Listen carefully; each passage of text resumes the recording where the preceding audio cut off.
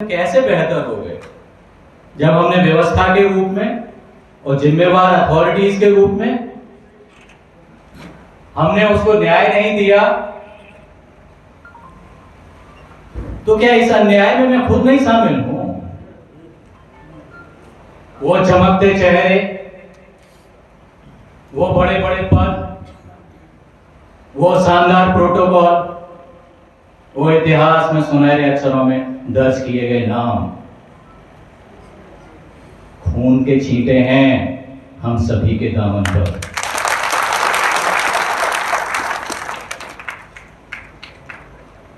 सदियां गुजर जाएंगी खून के छींटों के दाग धुलने में।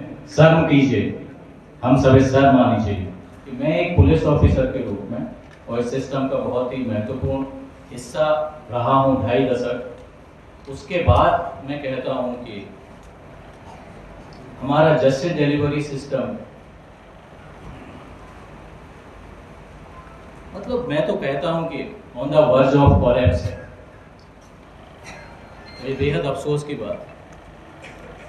हम कुछ न्याय व्याय कुछ खास दे नहीं पा रहे।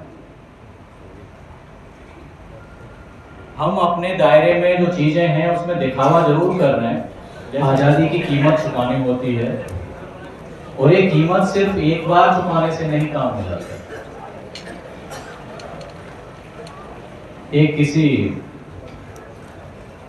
पाश्चात्य विद्वान ने, किसी ने, फिलोसोफर ने कहा था कभी, eternal vigilance is the price of liberty.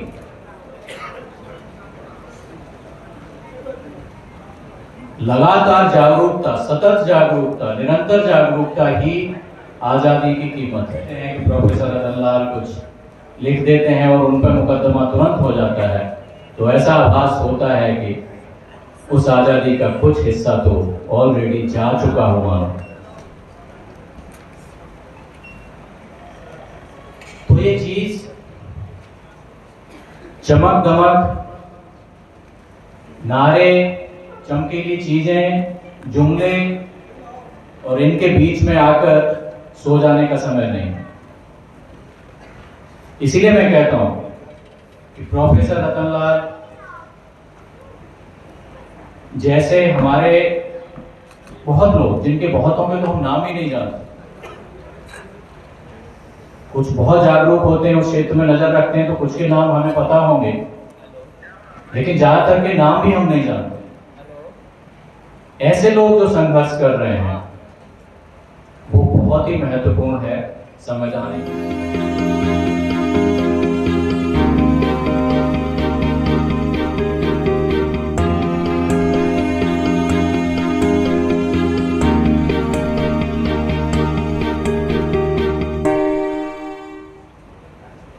मुझे खुशी है कि ये जो सभागार है लगभग पूरी तरह से भरा हुआ है, यानी लोग बहुत उत्साह से सुनने आए हैं और मुझे विश्वास है कि इस भीड़ का बहुत बड़ा हिस्सा, बल्कि ज्यादा बड़ा हिस्सा, प्रोफेसर रतनलाल और उर्मिलेश जी को सुनने आया है। और हमारे सामाजिक न्याय के ये दोनों योद्धा अपने अपने क्षेत्र में कितने साहस और ईमानदारी के साथ काम कर रहे हैं, ये आप में से बहुत लोगों को पता होगा। मेरी गुजारिश होगी कि हम सभी इन दोनों विभूतियों को स्टैंडिंग ओवेशन यानी खड़े होकर इनका स्वागत करें, अभिवादन करें।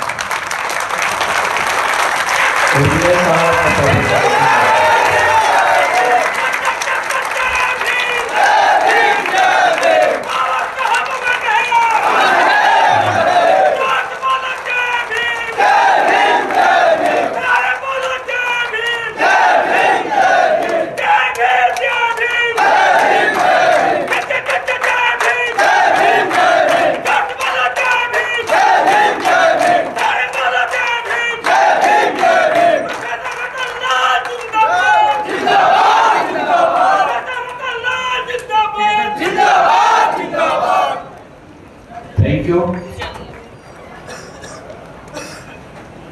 हम सबको जानना चाहिए कि आज़ादी की कीमत चुकानी होती है और ये कीमत सिर्फ एक बार चुकाने से नहीं काम में जाता। एक किसी पाश्चात्य विद्वान ने, किसी ने, फिलोसफर ने कहा था कभी, eternal vigilance is the price of liberty.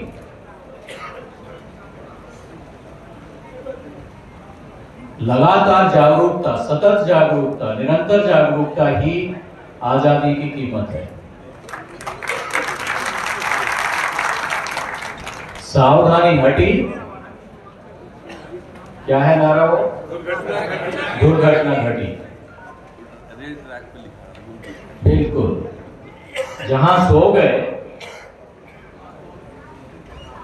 तो फिर गया सब कुछ। जो कुर्बानियां हमारे पुरखों ने दी हैं आजादी हासिल करने के लिए, जिस हद तक भी हुई है आजादी हासिल, वो भी हाथ से चली जाएगी। या जब हम देखते हैं कि प्रोफेसर रतन लाल कुछ लिख देते हैं और उन पर मुकदमा तुरंत हो जाता है, तो ऐसा आभास होता है कि उस आजादी का कुछ हिस्सा तो ऑलरेडी जा चुका हुआ। तो ये चीज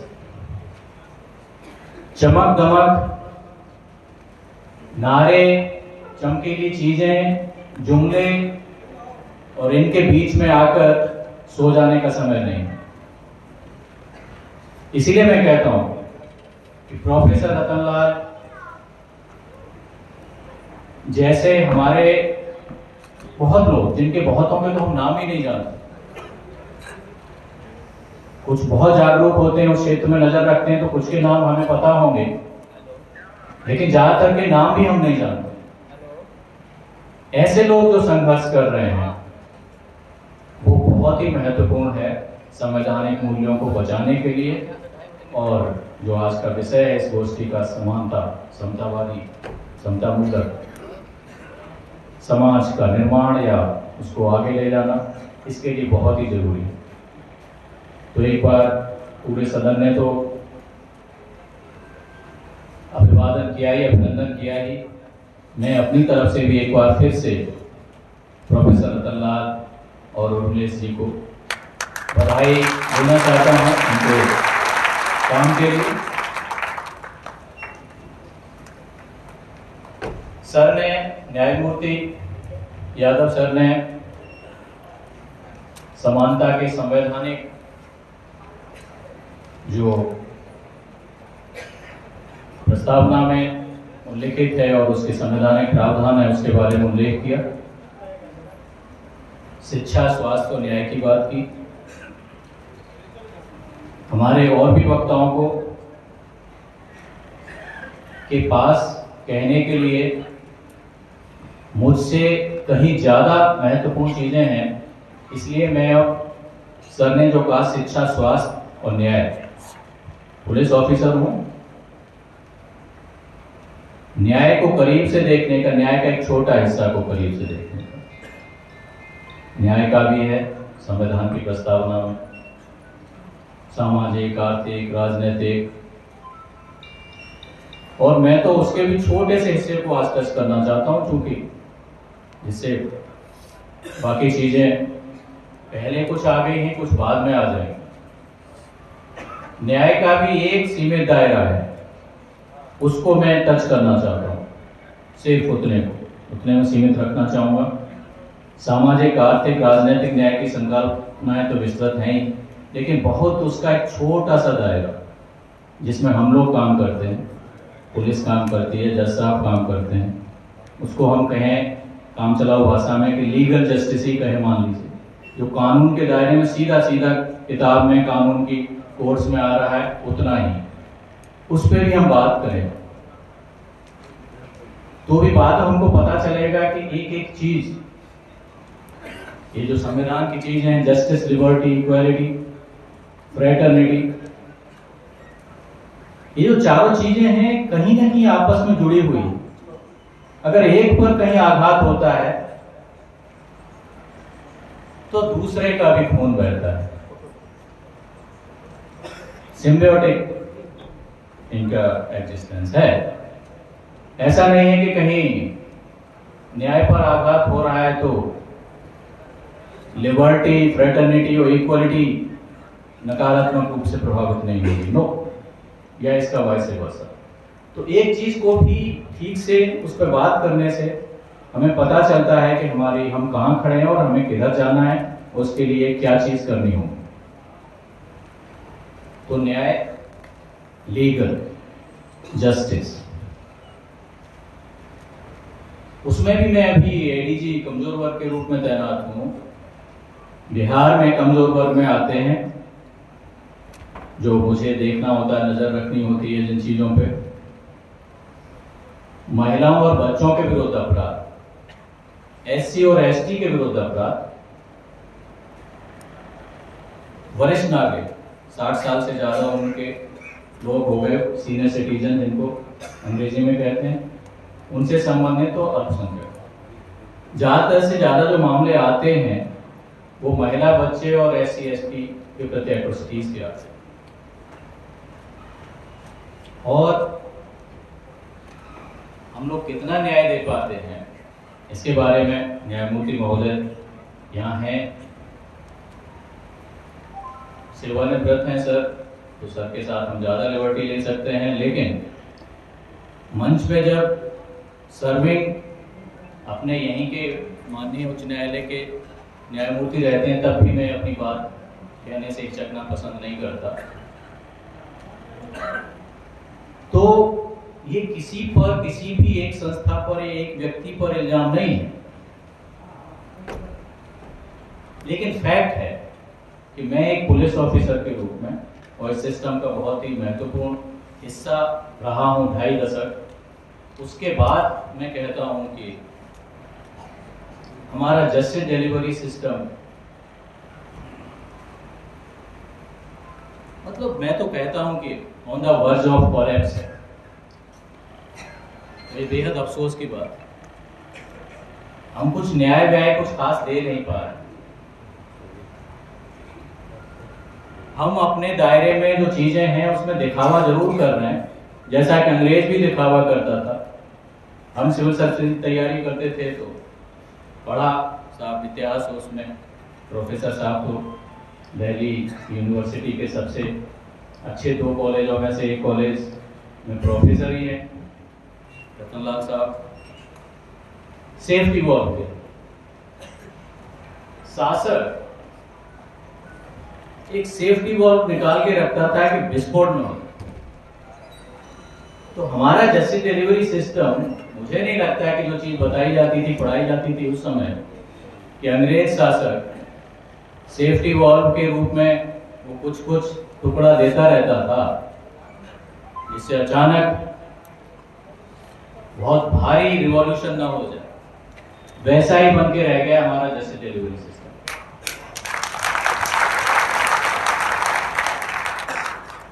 हमारे किसी एवरेज निकम्मे, कर्तव्यहीन, बेईमान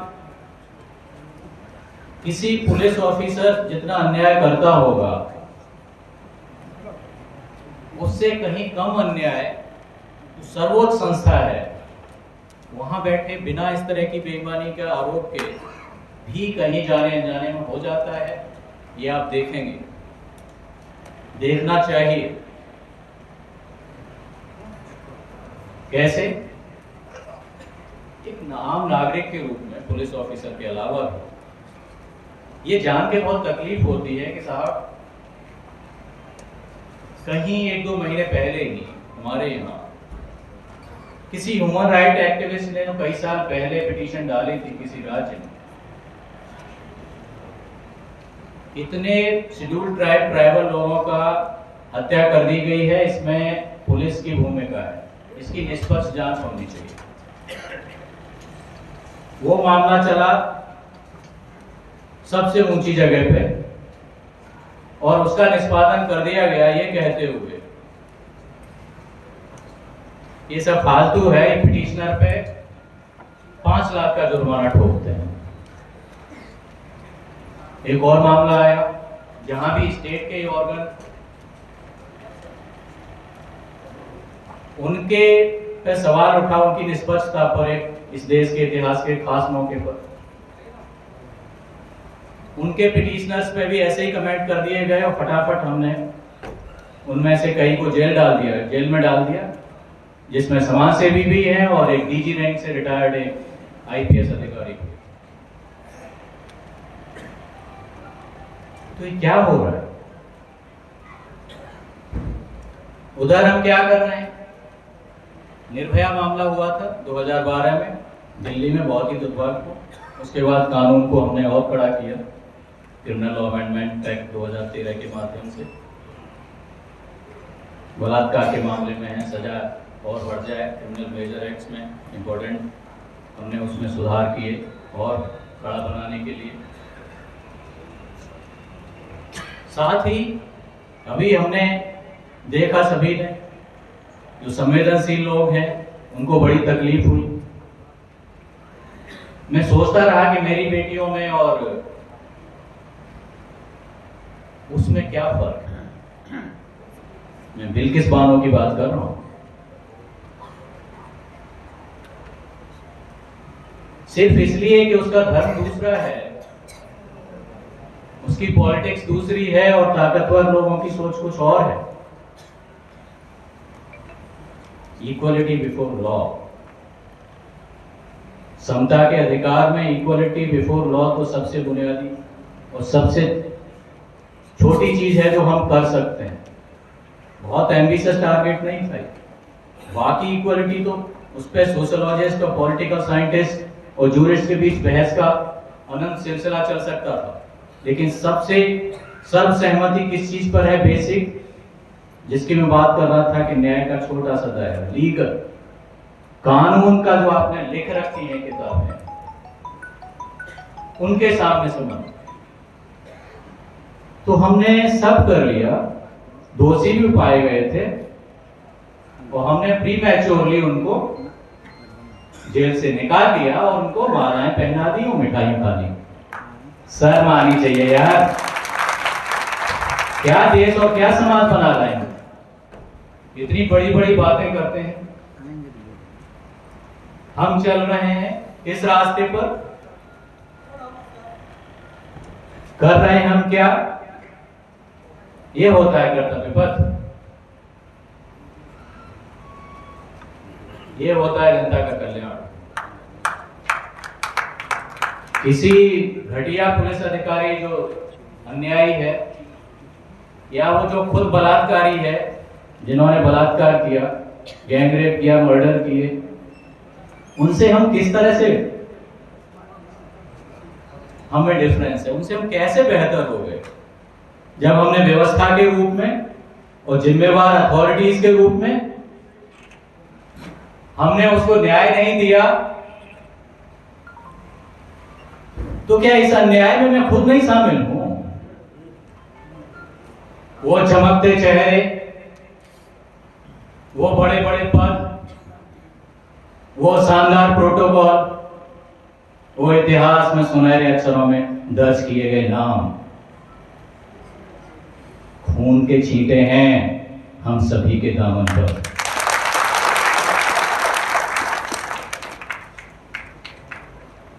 सदियां गुजर जाएंगी खून के छींटों के दाग धुलने में, शर्म कीजिए, हम सभी शर्म आनी चाहिए। दुष्यंत कुमार, बहुत पहले, हम तब तक बड़े और जवान और ये नहीं हुए थे कि उनको सीधे कहीं सुन पाते, जल्दी ही चले गए। बड़ा आदमी था, उसकी बातें बार बार याद आती हैं। ऐसे मौके पर मैं अक्सर कोट करता हूं। उनकी एक गजल थी जिसका पहला शेर था कि अब किसी को नजर आती नहीं कोई दरार, घर की हर दीवार पर चिपके हैं इतने इश्तहार, इश्तहार इतने चमक दमक, टांग दिए गए हैं, दरारें ढक दी गई। और लास्ट उसका शेर है, इस सिरे से उस सिरे तक, इधर मैं खड़ा हूं, उधर रेणु जी बैठे हैं, यहां से लेके वहां तक, बीच में न्यायमूर्ति जी भी है, प्रोफेसर साहब भी, सब लोग, हम सब हैं। यहां से लेके 360 डिग्री घूम जाइए, इस सिरे से उस सिरे तक सब सरीके जुर्म हैं, इस सिरे से उस सिरे तक सब सरीके जुर्म हैं। आदमी या तो जमानत पर रिहा है या फरार। यहां हम लोग बैठे हैं, वो जमानत पर रिहा है, ये समझ लीजिए। और बद अच्छा बदनाम बुरा, तो जो बदनाम है वो कहो कि ठीक है फरार, या जैसे इसकी व्याख्या करनी है।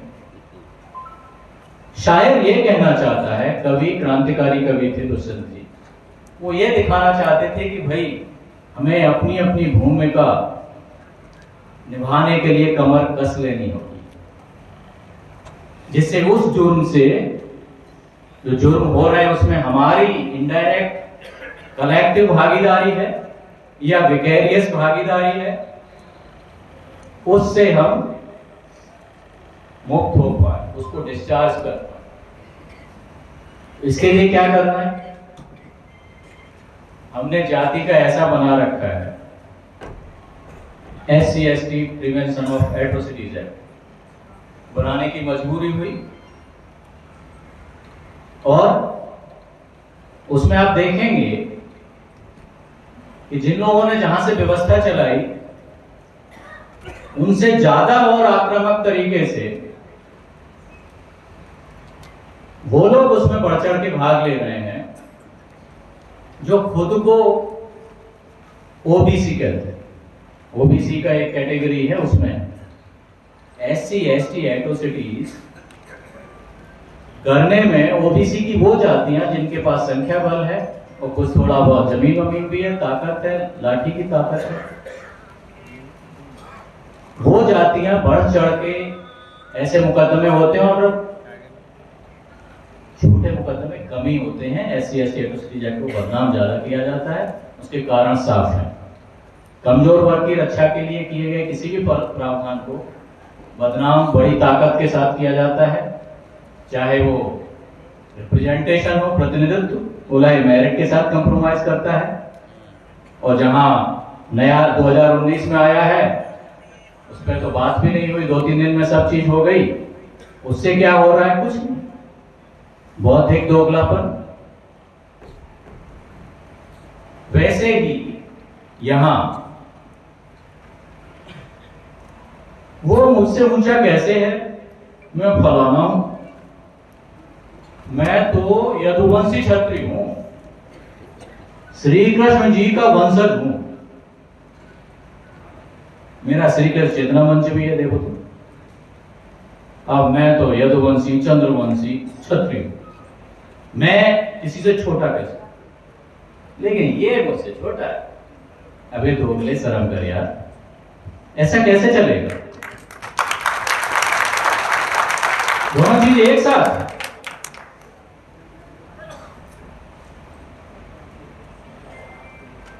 ये बेईमानी नाकाबिले बर्दाश्त है। या तो आदमी बराबर है, जिसमें कि यहां मंच पर बैठे हुए और आप में से बैठे हुए अधिकांश लोग, मुझे उम्मीद है कि भरोसा करते हैं इस बात में, इंसान इंसान बराबर है, या फिर बराबर नहीं है। वो जो कहते हैं कि हम यहां से आए, तुम वहां से आए, हम इसलिए ऊंचे हैं, तुम इसलिए नीचे हो, इन दोनों में से एक ही चीज सही होगी। ये नहीं हो सकता तू दोनों तरफ की मलाई ले लेगा। बोला मुझसे वो बड़ा कैसे है, लेकिन इससे तो मैं बड़ा हूं, ये नहीं। अनुरोध है कि इस बीमारी को जमीन पे ऐसे किसी व्यक्ति का नैतिक, डायरेक्टली, इनडायरेक्टली, नैतिक, भौतिक कोई समर्थन मत कीजिए जो SC/ST एट्रोसिटीज में किसी भी रूप में शामिल हो, क्योंकि ऐसा व्यक्ति उन लोगों से कहीं ज्यादा घटिया क्राइम कर रहा है जिन्होंने व्यवस्था बनाई और डंके की चोट कहा कि तू नीचा मैं ऊंचा। उनसे कहीं ज्यादा खराब चीज हम कर रहे हैं, जो कि दोनों तरफ से वो कर रहा है। उसका तो ठीक है, एक तरफ से फायदा है, उसको घुमा फिरा के उसको इस्तेमाल करता है, आपको उसको विरोध करना है। कोई भी पीड़ित है, आप उसमें अन्याय करने वाले हैं, तो बहुत ही बुरी बात है। इस समता के लिए एकता 85 कहें, 15 कहें, या जो चीजें हैं वो एग्जैक्ट स्लोगन में उस रूप में मैं विश्वास नहीं करता, क्योंकि मैं इतिहास को एक बहुत सिंप्लीफिकेशन के रूप में नहीं पढ़ रहा हूं, न मैंने पढ़ा है। मैं उसकी जटिलताओं को आत्मसात करते हुए समझता हूं, पढ़ता हूं, लेकिन जिनको भी जो भी विशेषण में जनरली आम जनता की समझ के लिए वो उस तरह के ब्रैकेट काम आ जाते हैं, तो उसमें जो भी आप सोच रहे हैं, तो ये बोलने के लिए मंच पे हम बोल देंगे और फिर जाके घर में, समाज में, गांव में जाति के आधार पर जो शोषण हो रहा होगा उसमें खुद भी पार्टी बन जाएंगे। कृपया ऐसा मत कीजिए। आप न्याय की हत्या कर रहे हैं, आप समानता के और मानवतावाद के सभी सिद्धांतों की हत्या कर रहे हैं। ऐसा कोई भी कर रहा है आपका तो उसे रोकिए। पुलिस है, कोर्ट है, उसमें जहां प्रोसीडिंग्स होती हैं वहां कोशिश कीजिए कि न्याय का साथ। न्याय की बात, और जो मैंने शुरुआत में कहा, कोलैप्स, इससे बाहर कैसे निकले, इसकी जिम्मेवारी सबसे बड़ी मुझे लगता है हम में से उन लोगों की है जो ज्यादा बेहतर पोजीशन में, जो जितना मजबूत स्थिति में है, कहीं पोजीशन में है, चाहे न्यायपालिका में, चाहे कार्यपालिका में, चाहे मीडिया के रूप में, जहां जिनके पास ज्यादा ताकत है वो उसी अनुपात में ज्यादा जिम्मेवार है। दुष्यंत कुमार की उस शेर के हिसाब से इस सिरे से उस सिरे तक सब सरी के जुर्म हैं। इसकी थोड़ी और बारीकी से इसका विश्लेषण किया जाएगा तो इस बात पे न्यायप्रिय लोगों के बीच सर्वसहमति बन सकती है कि हाँ भाई, जो जितना ज्यादा ताकतवर पोजीशन में है उसकी अकाउंटेबिलिटी, उसकी जवाबदेही ज्यादा है। गांव के किसी मेरे आम भाई बहन से जो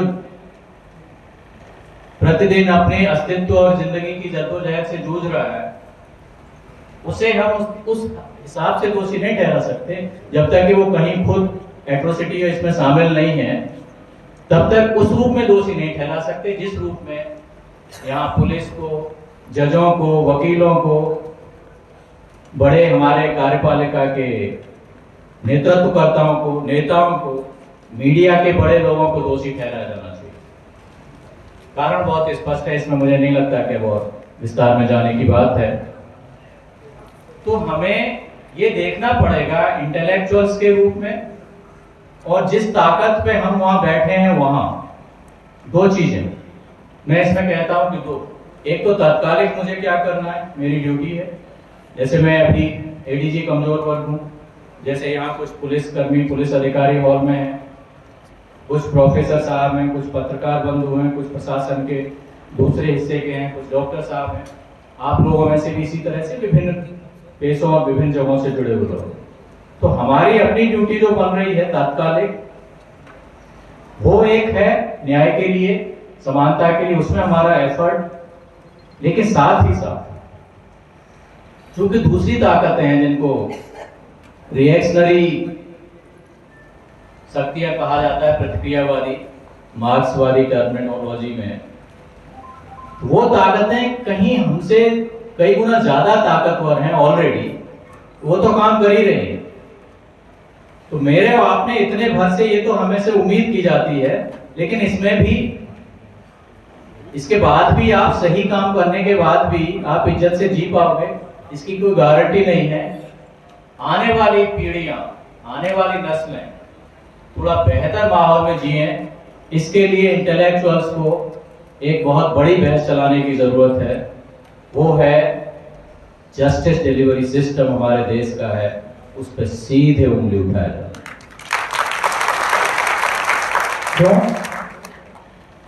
क्यों मैं सिर्फ जस्टिस डिलीवरी सिस्टम, कोई बहुत तरह के सिस्टम है बोला, ये है इलेक्टोरल रिफॉर्म्स, इलेक्टोरल रिफॉर्म्स की बात की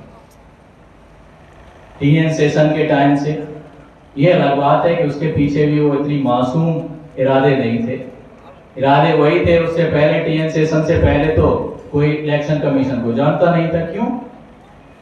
क्योंकि तब तक सत्ता जिन लोगों के हाथ में थी वो समझते थे कि ये देश हमारे बाप का है, तो उन्हें कोई ऐसी संस्थाओं को ताकतवर बनाने की कभी जरूरत नहीं पड़ी। उनका डीएम, उनका एसपी, उनका दरोगा, उनका बीडीओ सब मिलके बूथ रिगिंग से लेके सब चीज में इनडायरेक्ट डायरेक्ट योगदान देंगे। जब लैंडस्लाइड कुछ होगा तभी कुछ सत्ता में परिवर्तन होता था। बिहार ने दिखाया था 15 साल के भीतर ही 1967 में। तो लेकिन वो दौर जब आया 90s का, वो वाटरसेड मूवमेंट था इस देश के इतिहास में, हमारे देश के इतिहास में, पोस्ट इंडिपेंडेंस हिस्ट्री। लोग इकट्ठे हो रहे थे, अपना हक मांग रहे थे। मंडल कमीशन रिपोर्ट लागू की गई थी। जो लोग, या बात चल रही थी, जो लोग यहां इधर उधर सत्ता में आ गए थे वो प्रभु वर्ग के हिसाब से वो आउटसाइडर्स हैं।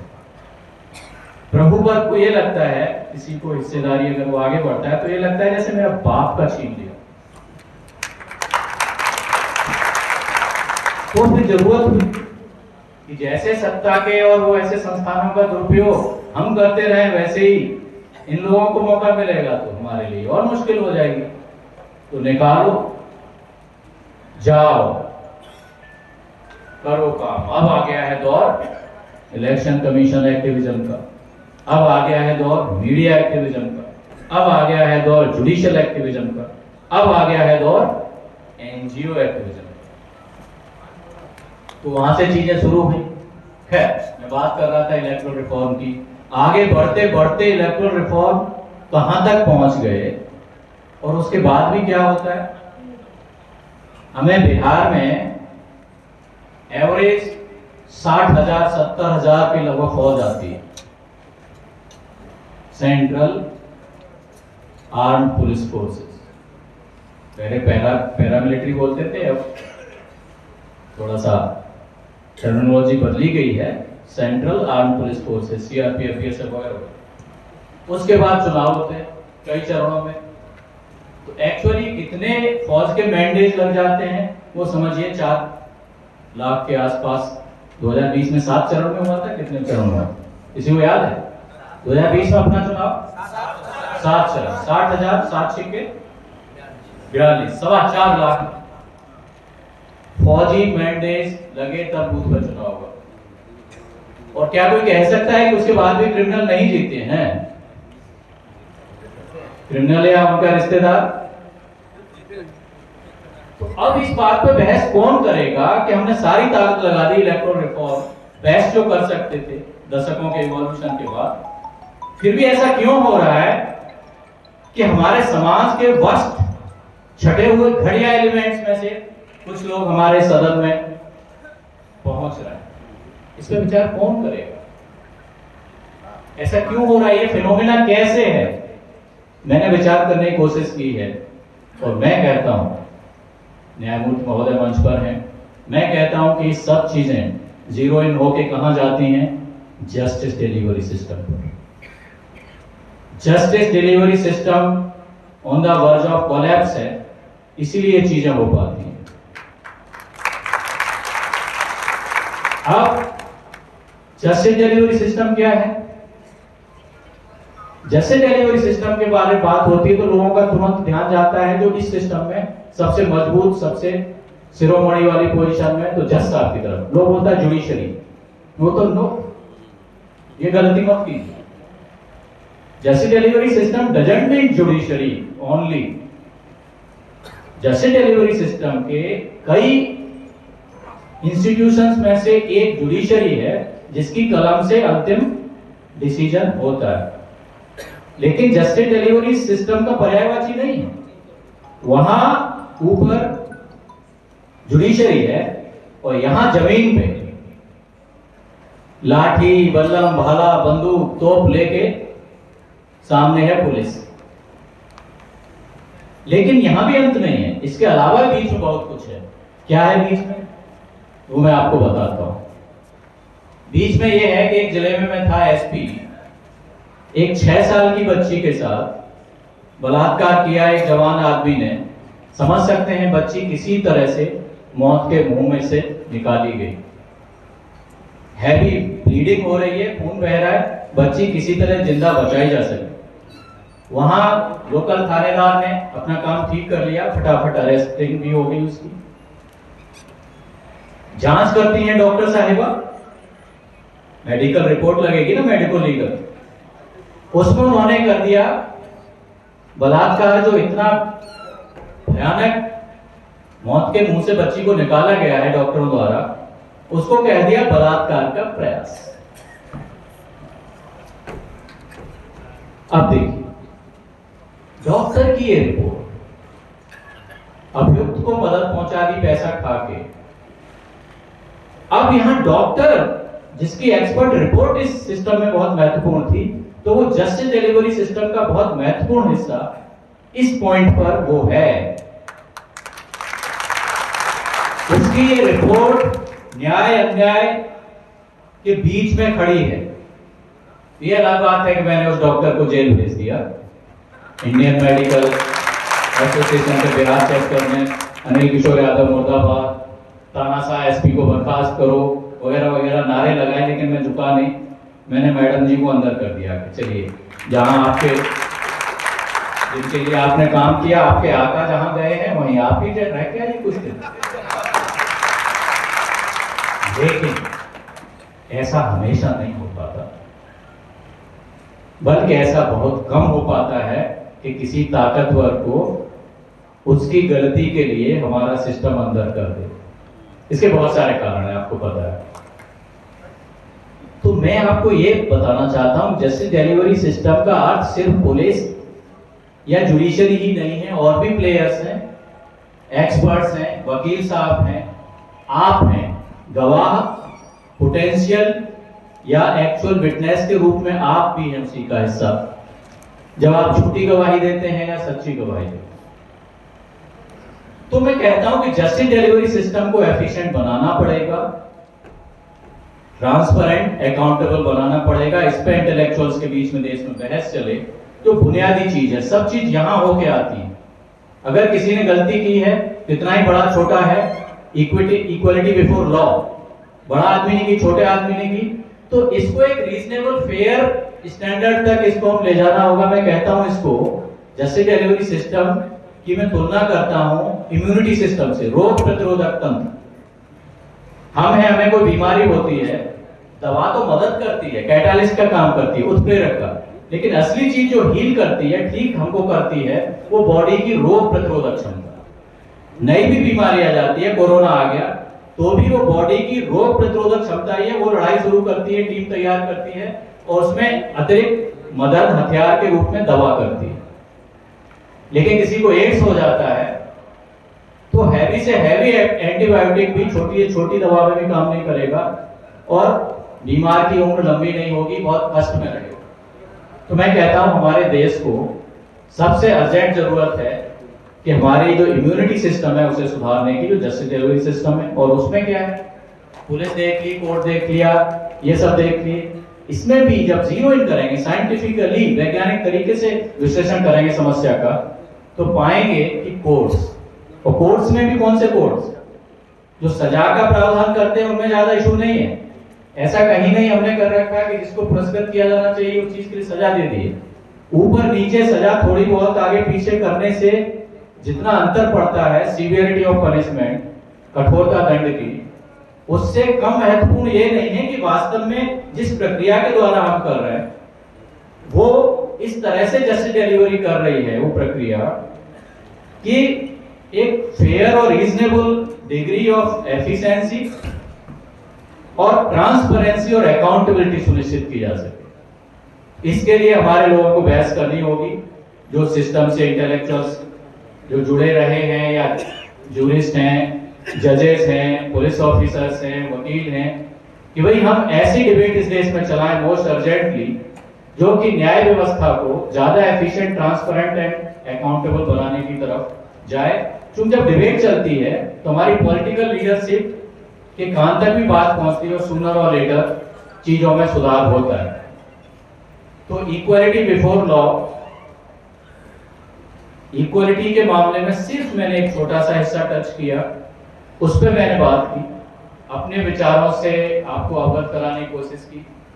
और आपसे मैं उम्मीद करना चाहूंगा कि भविष्य में कहीं भी बात होती है न्याय की, तो हमेशा जहां भी मौका हो तो ये बात जरूर उठाइए कि किसी ने कहा था कि हमारी न्यायिक प्रक्रिया में आमूल रेडिकल चेंजेस की जरूरत है। अंग्रेज जो रूल करने के लिए बना रहा था कानून, जो अपने जमाने में बहुत प्रोग्रेसिव था, मनुस्मृति और शरिया के कानूनों की तुलना में बहुत प्रगतिशील था, उससे हमारा चला। लेकिन आज एक आजाद देश जिसमें शोषण के इतने पैटर्न हैं, इसको और बेहतर, ट्रांसपेरेंट और अकाउंटेबल बनाने की जरूरत है। और इसके लिए कुछ कोड्स हैं जिनमें सुधार की बात हो, तो ये एक food for thoughts.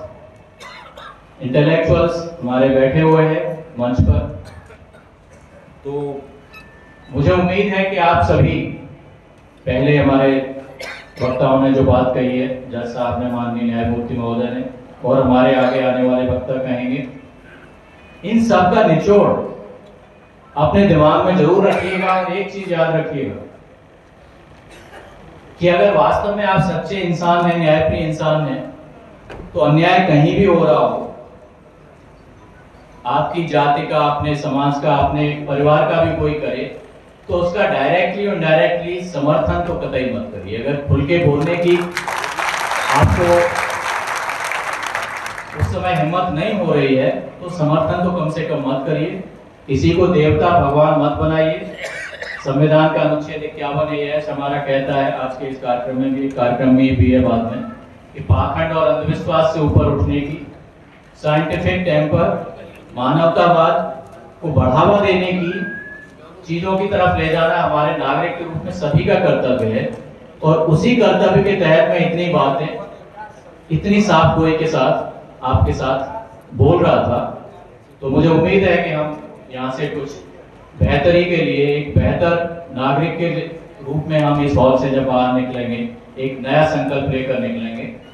Thank you. जय हिंद, जय हिंद।